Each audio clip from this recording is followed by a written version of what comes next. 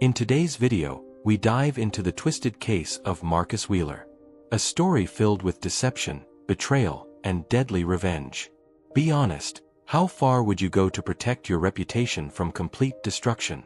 He would go pretty far for Marcus Wheeler. Marcus was a respected pharmacist from Oregon. He had spent his whole life and career helping patients get better and keeping communities healthy with proper medication. That being said, Marcus also kept some dark secrets from everyone. Before we continue, I want to know, where are you watching from today? Whether you're in the US, across the globe, or somewhere in between, drop it in the comments below. It's always great to see how far these stories travel. And if you're finding this case as fascinating as I do, make sure to like, subscribe, and turn on the notification bell so you don't miss any future uploads. Now, let's dive back into the story. In March 2003, someone called 911 and the call went through. It was Marcus, and he was very frantic. He had just found his business partner unconscious in their pharmacy's back office, surrounded by empty pill bottles. Marcus thought he had overdosed on purpose. Marcus was told to check for breathing by the 911 operator, but it was too late. His partner had already died by the time the paramedics and detectives got there. When the police started gathering evidence at the crime scene, though, things didn't seem to fit. They quickly learned that the man had not killed himself, but had his life taken from him. Portland, Oregon is where Marcus Wheeler was born, but he didn't spend much time there as a child. He actually grew up in Salem, Oregon, which is only 45 miles from Portland.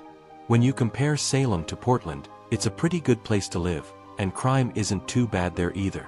Moving there to raise a family makes sense, and that's exactly what the Wheelers did. His father was a bank manager and her mother worked at Willamette University. Marcus grew up with his older sister. Things seemed to be going well for the family for a long time. At first glance, they looked like any other happy American family, living the dream, if you will. But when Marcus was a teenager, cracks started to show. It was clear that Marcus was having a hard time.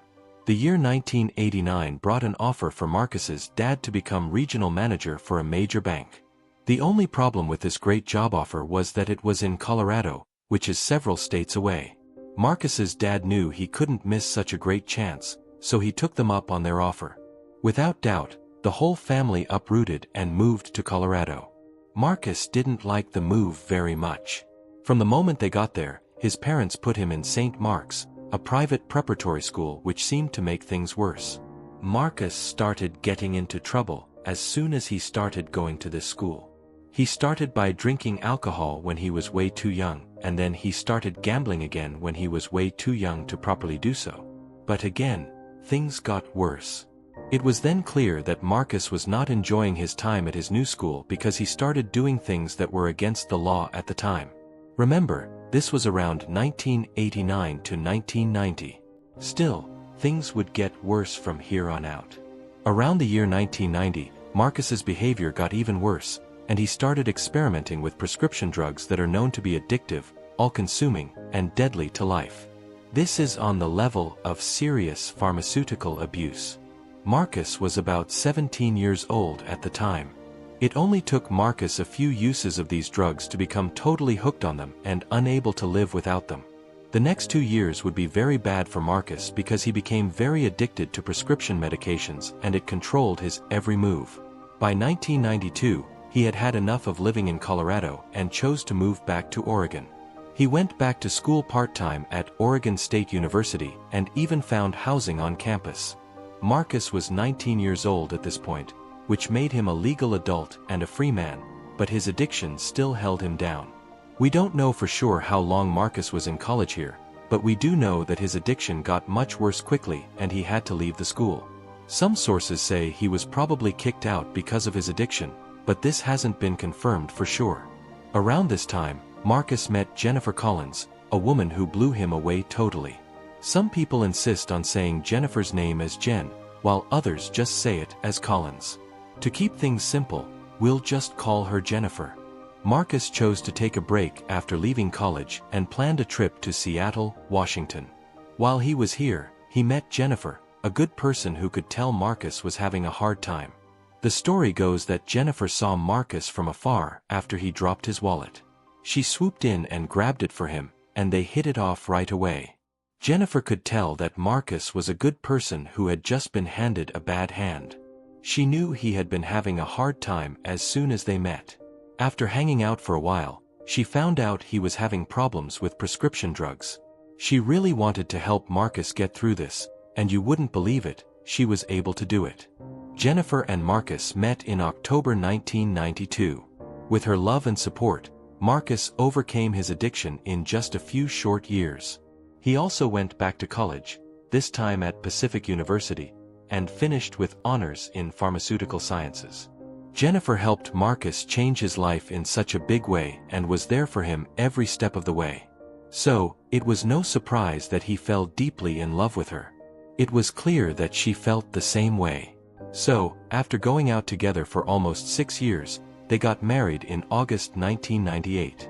Their happiness wouldn't last long though, because tragedy would happen just a few years later. Marcus told some of his friends that he was having second thoughts about dating Jennifer before they got married. He never really said why he was feeling this way, but he said it was just nerves before the wedding and went ahead with the plans anyway. But as time went on, it became clear that these feelings were not going away. Marcus thought he had done something wrong. But Marcus does say that they were happy for the first year of their marriage. Things started to feel less strong as time went on, and Marcus started to wish he hadn't married Jennifer. Marcus didn't want to ask for help or get professional advice to solve the problem. Instead, he decided that he would just get what he wanted somewhere else, and his wife wouldn't know the difference.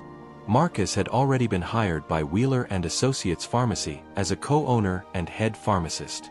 With his new business taking up more and more of his time, Jennifer started to worry. She knew her husband had a very important job, but he was spending more and more time at work and less time at home. This was getting worse over time. It was quickly clear though that Marcus wasn't just working long hours. There was a lot more to the story than that. Marcus and Jennifer had been married for less than 2 years when he started seeing his business partner's wife, Sarah Mitchell, who was married to his co-owner David Mitchell in July 2000. Marcus saw that he told Jennifer the truth about the affair not long after it started. I really don't understand why he did this because he didn't even break up with Sarah or Jennifer. For months, he kept seeing Sarah even though Jennifer knew about it. Why tell her if you're not even going to end one of the relationships? No matter what his reason was, Marcus says Jennifer was obviously very upset. She said that she didn't talk to anyone for about 3 days and just stayed in bed. After the fog lifted, Jennifer got the courage to call Sarah at home, tell her about the affair, and demand that they end their relationship right away. Sarah said no. For a few more months, they kept seeing each other. By January of that same year, Marcus had not only ruined their marriage, but he had also wasted 6 years of recovery by falling back into addiction more deeply than ever before. Now, we're in early March 2003. David broke up with the man after 6 or 7 months of having an affair with his wife. Marcus had relapsed into his prescription drug addiction, so David told him he had to sell his half of the pharmacy and stay away, or he would report both his affair and his addiction to the state pharmacy board. Marcus was caught off guard. He had no idea what to do. It looks like he might have still loved Jennifer in some way. He had to have if he wasn't going to leave her after everything. But it was also clear that he was in love with Sarah and he couldn't stand the thought of not seeing her anymore. Aside from that, he didn't want to lose his pharmacy business. What could he do? Finally, in March 2003, Marcus's future became more clear and a lot of his issues went away. That's because Marcus called 911 at 10:30 a.m. on March 14th. He found David on the floor of their pharmacy office, passed out and not moving. That morning, Marcus called 911 and told the operator that his business partner had killed himself with an overdose. Marcus was told to check for breathing by the operator, but it didn't work. David had already left. He had already been pronounced dead when the paramedics got there. This happened after Marcus and David had only been business partners for about 3 years. It was a sudden and sad end to a very promising business partnership that David had been building his whole life for. Marcus was asked by cops what had happened that morning, and he said that David had been acting very depressed and anxious all week.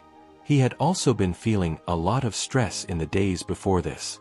He thought David was just having a bad reaction to some antidepressants he had been taking and the stress of their failed business relationship, but it was clear that this wasn't the case.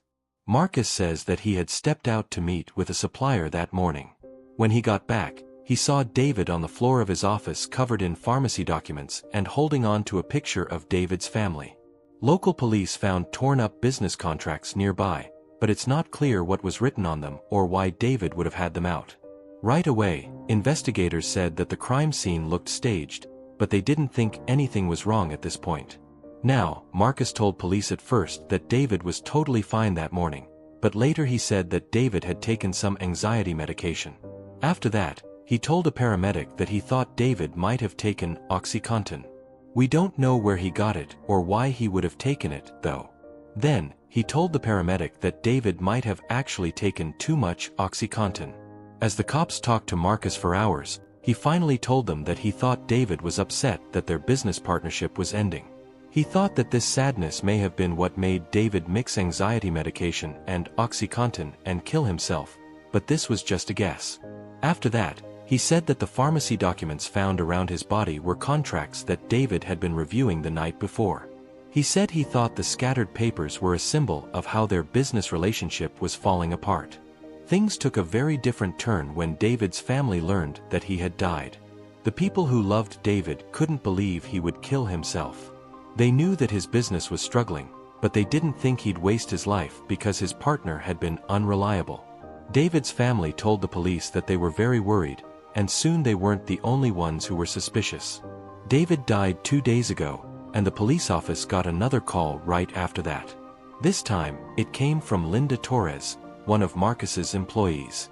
As Linda knew, Marcus had been having an affair with David's wife, Sarah. She thought there was a lot more to the story than Marcus was telling. This gave detectives all the information they needed to change the direction of their investigation. They began to look into Sarah and Marcus's friendship much more closely.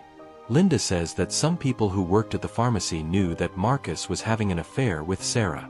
It turned out that Sarah was married to David, but David didn't know about her affair with Marcus. As far as I can tell, many people who worked at the pharmacy were afraid that Marcus would start making bad business decisions, but they couldn't do anything about it without risking their jobs by speaking out. After David died, it had been about a month when the cops told everyone about the affair and Marcus's drug use. Marcus was immediately suspended from operating the pharmacy by the state board. Both Marcus and Sarah were investigated because they hid their relationship. Marcus was investigated for dating his business partner's wife, but that was just the beginning. A few weeks later, the autopsy reports for David came back, and they weren't good. To avoid a conflict of interest, the Portland Medical Examiner's office hired someone else to do David's autopsy. When the results came back a few weeks later, everyone was shocked by what they had found. The medical examiner carefully looked over David's body and found that he had died from an overdose of sufentanil, which is a very strong synthetic opioid. When asked about this, Marcus said that David had been very depressed in the weeks before he died, which makes him think that David may have started taking the drug to help him cope. Marcus's father even spoke up and said that he had seen David drinking heavily and that he had done it again the night before David died. Now, it's likely that both of these statements were true. After all, David had just found out that his wife was having an affair, which makes a lot of people want to drink. It's also pretty normal to feel depressed about what's going on. But David's family was sure that he was not the type of person who would use drugs or alcohol to deal with his feelings. That was just not who he was. The cops kept looking into what was going on and found out that Marcus had made a strange phone call on the day David died. To let David's family know he wouldn't be coming to the family dinner that night because he wasn't feeling well, Marcus personally called his house. No one will ever know why David couldn't have made this call himself. Co-workers of Marcus also said that he was seen having an intense conversation with Sarah in the parking lot around 8 a.m. that same day. Sarah was the woman he had been seeing. No one knows what they discussed, but it was clear that something odd was going on. Police were beginning to have a lot of doubts about Marcus at this point. They told him what they found in David's test report and called him in to be questioned. They asked Marcus if he knew how David could have gotten sufentanil, but he said he didn't know. But here's the thing. Marcus would have had easy access to this drug since he is a pharmacist. It's pretty clear what this means.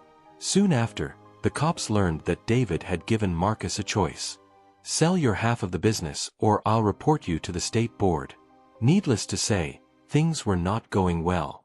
With this knowledge and the fact that Marcus had access to the chemical that killed his partner, the police officially said they thought Marcus was to blame for his death. As of August 15, 2003, Marcus was finally charged. But there's one more thing that makes this case go into overdrive.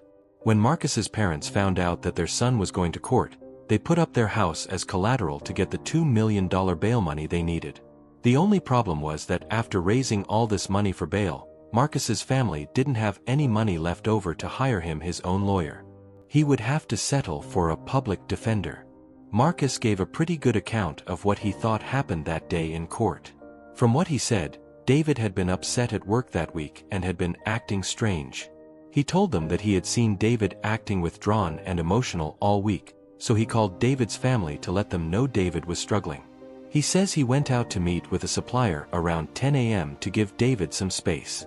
He went back to the pharmacy soon after and then discovered David around 10:30 a.m. As soon as he found David that morning, it was clear something was wrong. Even though David had been depressed, this seemed extreme. He then decided to call 911 right away. When the paramedics arrived, he saw the crime scene.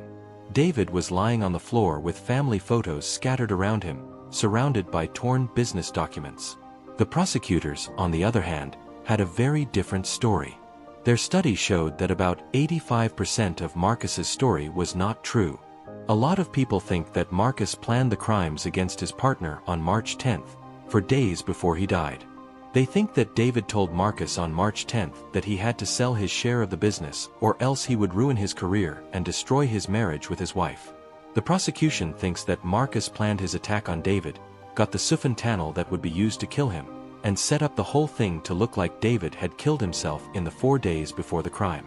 Even worse, police found out from Marcus's phone records that he had called Sarah many times in the hours before David's death.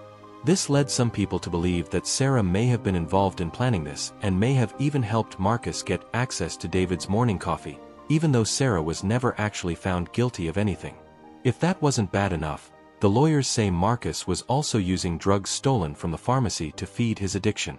But now things really start to get interesting. The business documents were the last piece of proof the police had against Marcus. They were like the last nail in his coffin. Marcus said that the torn papers around David's body came from contracts David had been reviewing the night before. He also said that he went out to meet with a supplier that morning around 10 a.m. to give David space to work through his problems. But would you believe that when police looked through security camera footage from that day, they found video of Marcus at a nearby office supply store at 9:45 a.m. buying a paper shredder, which he would then use to tear up fake contracts and scatter them around David's body. It was pretty clear that Marcus was guilty, but Sarah was never charged. Marcus got a $15,000 fine on top of his sentence of life in jail without the chance of parole. After 3 years, in 2006, Marcus was fined again, this time with $75 million because David's family sued him for wrongful death. After that, the state of Oregon added more fines of $2.3 million.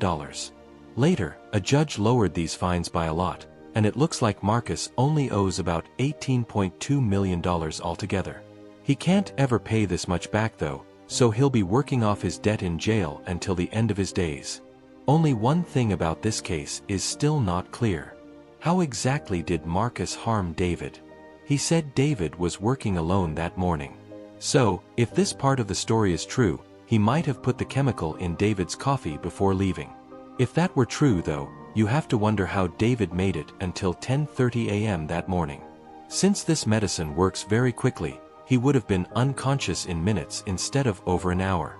The only other thing that comes to mind is that Marcus must have given it to him in some other way right before he left for his fake supplier meeting and then set up the crime scene when he returned.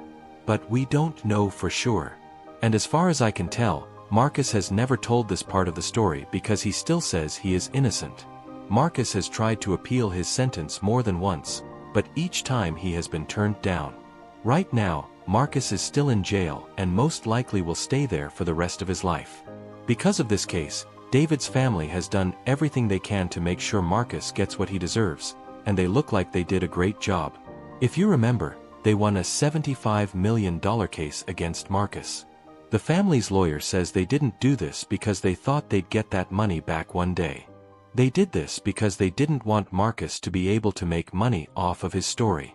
There are many companies, including Netflix, that love to pay criminals and murderers to tell their stories in the form of a movie or even a documentary. I'm sure you already know this because Marcus already owes so much money. David's family wanted to make sure that he wouldn't get any of this money if he ever did this. Also, David's family didn't even plan to sue Marcus for $75 million. They only wanted $40 million. But the jury thought Marcus's crime was worth at least $35 million more. So, they decided to increase the payout to $75 million. I had no idea a jury could do something like that. There is one good thing about this case. Marcus has been punished and David's family has promised that they will be there for him no matter what, even if he gets out of jail one day by some miracle to remind him of the terrible pain he caused their family. Marcus will never get over this. And this case is a great example of how well detectives and the justice system can work together. Not even a lot of money or court trouble can bring David back. Also, Marcus has done so much damage to David's family that it can't be fixed. But maybe, just maybe, knowing that Marcus's life is pretty much over will help them feel some peace. Thank you for watching this shocking case of Marcus Wheeler. Don't forget to like, share, and subscribe for more true crime documentaries. Stay safe, and I'll see you in the next video.